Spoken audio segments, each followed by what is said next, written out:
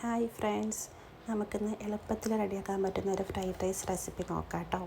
അപ്പോൾ first 1 glass റൈസാണ് ഞാൻ എടുക്കുന്നത്. 1 ഗ്ലാസ് റൈസിന് 2 ഗ്ലാസ് വെള്ളം, അതാണ് കേട്ടോ കണക്ക്. ഇപ്പോൾ 2 വിസിലടിക്കുമ്പോൾ തന്നെ റൈസ് റെഡിയായി കിട്ടും. ഞാനിവിടെ എടുത്തിരിക്കുന്നത് ബസ്മതി റൈസാണ് കേട്ടോ, ഇന്ത്യ ഗേറ്റിൻ്റെ.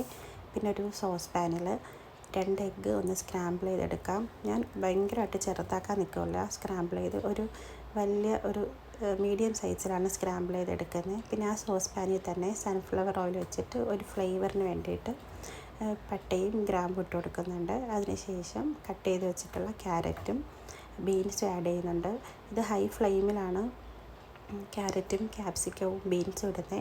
പിന്നെ കുട്ടികൾക്ക് കൊടുക്കുന്നതുകൊണ്ട് നന്നായിട്ടൊന്ന് കുക്ക് ചെയ്യാറുണ്ട് കേട്ടോ. അവർക്ക് നന്നായിട്ട് കുക്കായില്ലെങ്കിൽ അവർ കഴിക്കാൻ കുറച്ച് മടിയാണ്. അതുകൊണ്ട് ഞാൻ കുക്ക് ചെയ്തിട്ടാണ് റൈസ് ഇട്ട് കൊടുക്കുന്നത്.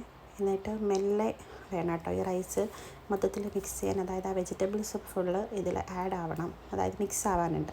അപ്പോൾ ഇതുപോലത്തെ സ്പൂണൊക്കെ ആണെങ്കിൽ റൈസ് പെട്ടെന്ന് ഉടഞ്ഞു പോവില്ല, പൊട്ടിപ്പോവില്ല, അതേപോലെ തന്നെ നിൽക്കും. എങ്കിൽ നമ്മൾ മറ്റുള്ള സ്പൂൺ ഉണ്ടല്ലോ, ഈ സ്റ്റീലിൻ്റെ സ്പൂണ്, അതല്ലാന്നുണ്ടെങ്കിൽ വുഡൻ സ്പൂണൊക്കെ ആണെങ്കിൽ പെട്ടെന്ന് റൈസ് പൊട്ടിപ്പോകും. ഇതാണെങ്കിൽ റൈസ് പൊട്ടിപ്പോകാതെ നമുക്ക് എടുക്കാൻ വേണ്ടി പറ്റും.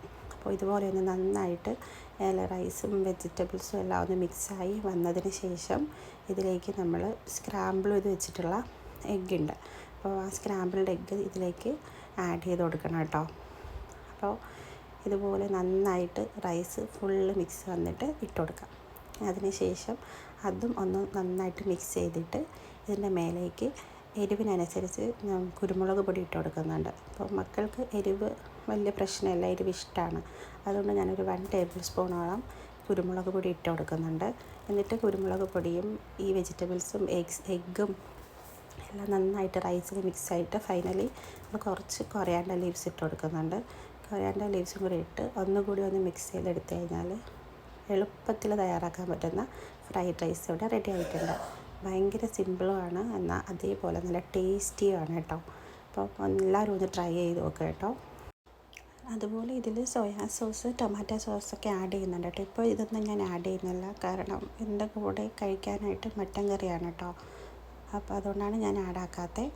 അപ്പോൾ ഇത്രയേ ഉള്ളൂ, എളുപ്പത്തിൽ ഉണ്ടാക്കാൻ പറ്റുന്ന ഒരു ഫ്രൈഡ് റൈസ് ഇവിടെ റെഡി ആയിട്ടുണ്ട്. Thank you for watching.